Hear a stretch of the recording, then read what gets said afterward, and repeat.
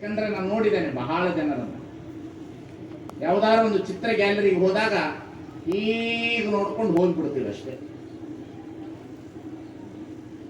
ಅದನ್ನ ಮೀರಿದ ನಮ್ಮ ದೃಷ್ಟಿ ನಮಗೆ ಗೊತ್ತಾಗೋದಿಲ್ಲ. ಆದರೆ ಈ ನಾಡಿನೊಳಗಡೆ ಈ ಕಲೆ ಅನ್ನತಕ್ಕಂಥದ್ದು ಇದೆಯಲ್ಲ, ಈ ಕಲೆ ಇವತ್ತು ನಾವು ನೀವು ಇಲ್ಲಿ ಇದ್ದೇವೆ ಅಂತ ಹೇಳೋದಾದ್ರೆ ಇತಿಹಾಸವನ್ನು ಗುರುತಿಸುವಂತ ವ್ಯವಸ್ಥೆ ಯಾವುದಾದ್ರೂ ಇದ್ರೆ ಅದು ಕಲೆಗಳ ಮುಖಾಂತರ ಅನ್ನತಕ್ಕಂಥದ್ದನ್ನ ಬಹಳ ಚೆನ್ನಾಗಿ ನಾವು ಗಮನದಲ್ಲಿ ಇಟ್ಕೊಳ್ಬೇಕಾಗಿದೆ. ಕಲೆ ಅನ್ನೋದಿಲ್ಲದೆ ಹೋಗಿದ್ರೆ ನಾವು ಏನು ಇತಿಹಾಸವನ್ನು ನೋಡ್ಲಿಕ್ಕೆ ಸಾಧ್ಯ ಇರ್ತಿರ್ಲಿಲ್ಲ. ಅಕ್ಷರ ಬರುವ ಪೂರ್ವದಲ್ಲಿ ಇತಿಹಾಸವನ್ನು ನೋಡುವುದೇ ಕಲೆಗಳಿಂದ.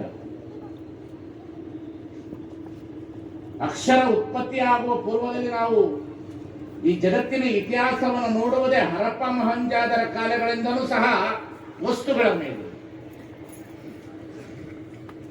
ವಸ್ತುಗಳು ಮತ್ತು ಕಲೆಗಳು ಏನು ಈ ಜಗತ್ತಿನ ಚಾರಿತ್ರ್ಯವನ್ನ ಚರಿತ್ರೆಯನ್ನು ಇಟ್ಟಿದೆ ಅನ್ನತಕ್ಕಂಥದ್ದನ್ನು ನಾವು ಸ್ವಲ್ಪ ಅವಲೋಕಿಸಬೇಕಿದ್ದು ಸಾಮಾನ್ಯವಾದ ವೇದಿಕೆ ಅಲ್ಲ ಇದು.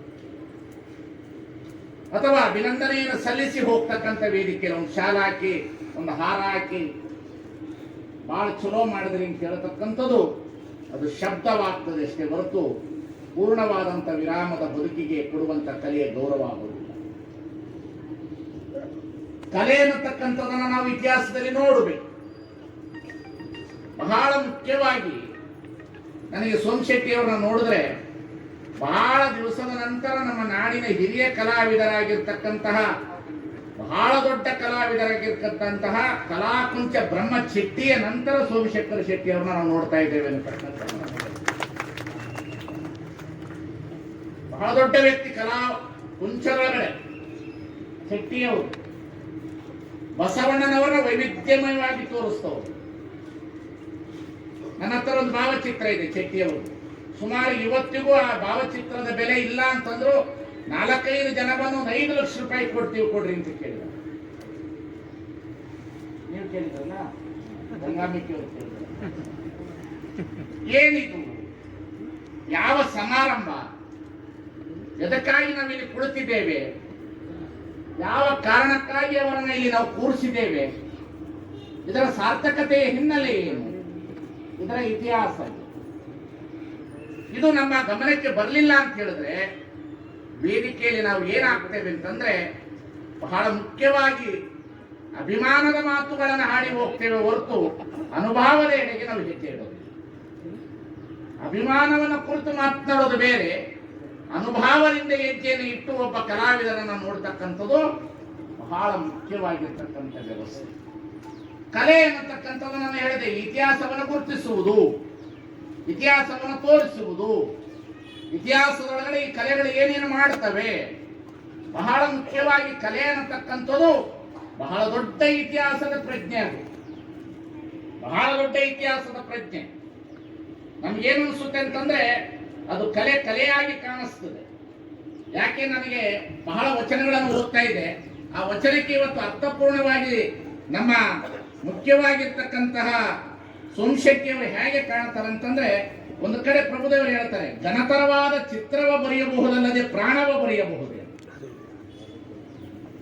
ಒಂದು ಸಾಲು ಪ್ರಭುದೇವರ ಸಾಲು, ಘನತರವಾದ ಚಿತ್ರವ ಬರೆಯಬಹುದಲ್ಲದೆ ಪ್ರಾಣವ ಬರೆಯಬಹುದೇ. ಘನತರವಾದ ಚಿತ್ರವನ್ನು ಬರೀಬಹುದಂತೆ, ಪ್ರಾಣ ಬರೀಲಿಕ್ಕಾಗುವುದಿಲ್ಲಂತೆ. ಆದರೆ ನಮ್ಮ ಸೋಮಶೆಟ್ಟಿಯವರು ಆ ಘನತರವಾದ ಚಿತ್ರಕ್ಕೆ ಬಸವಣ್ಣನವರ ಪ್ರಾಣವನ್ನು ತುಂಬಿಸಿದ್ದಾರೆ ಅನ್ನತಕ್ಕಂಥದ್ದು ಇದರೊಳಗಡೆ ನಾವು ನೋಡಬೇಕು.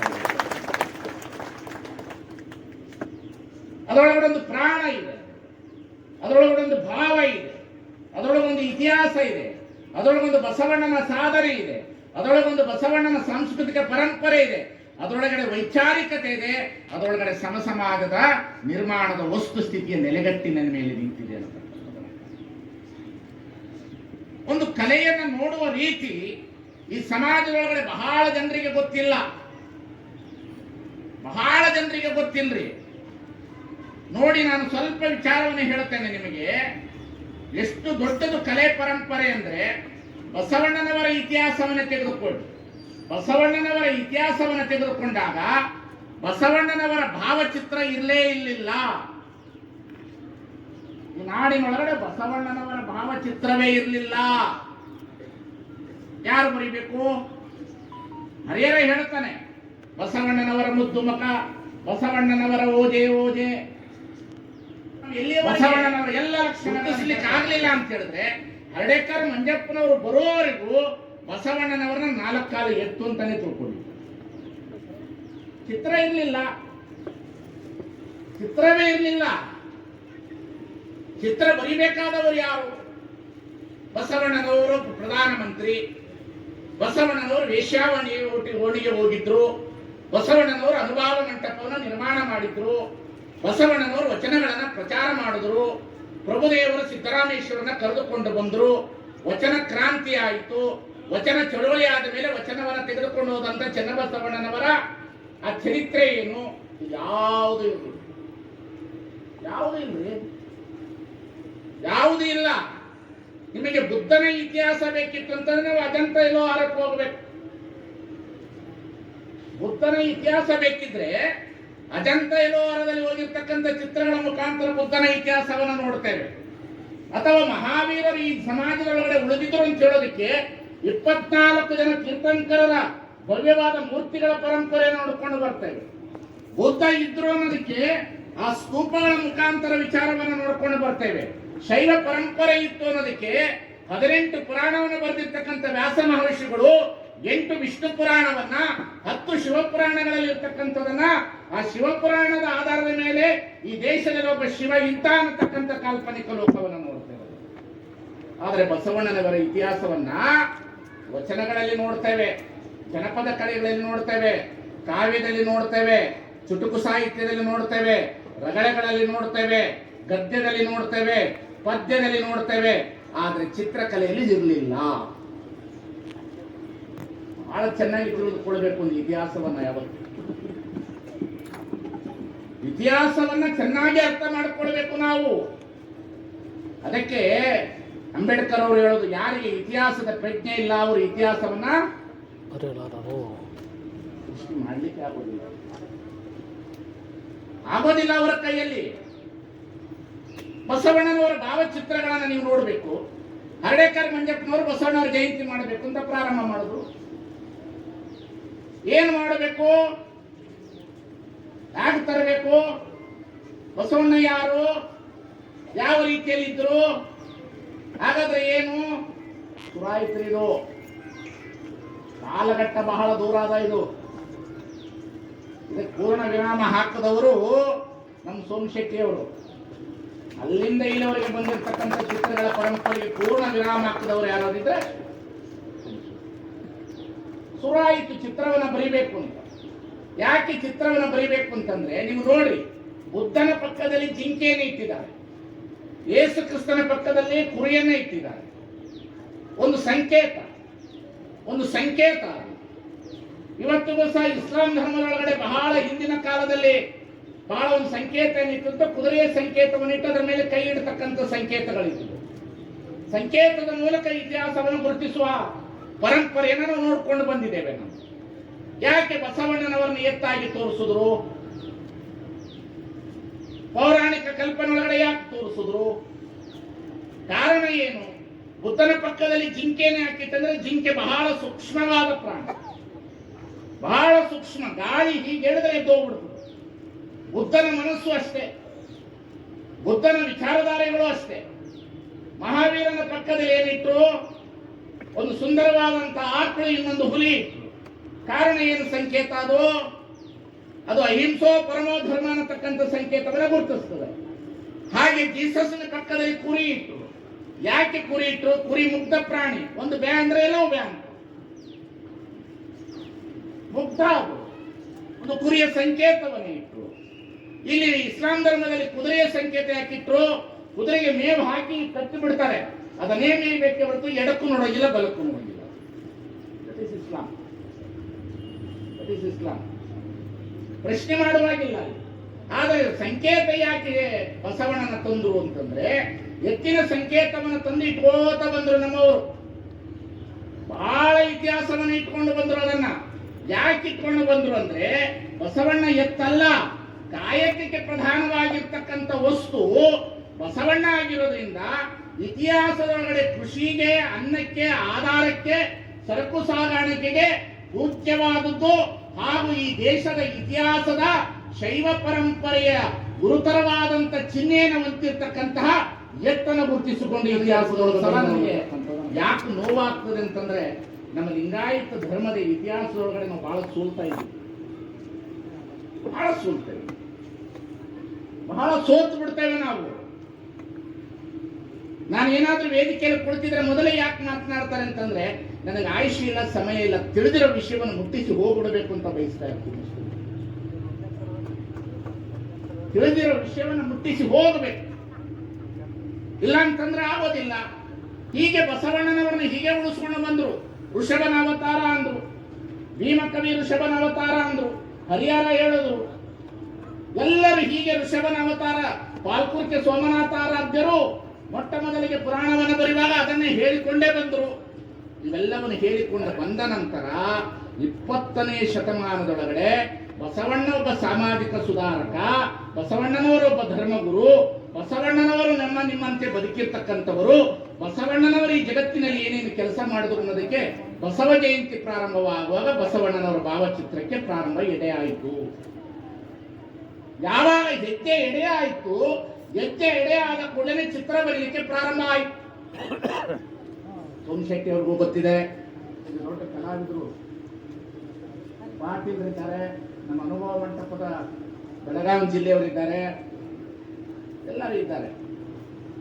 ನಿಮಗೆ ಹೇಳ್ತೇನೆ, ಒಂದು ಚಿತ್ರ ಏನು ಮಾಡ್ತದೆ ಅಂತ ಅನ್ನೋದಕ್ಕೆ ಮೊಟ್ಟ ಮೊದಲಿಗೆ ಅನೇಕ ಚಿತ್ರಗಳು ಬಂತು.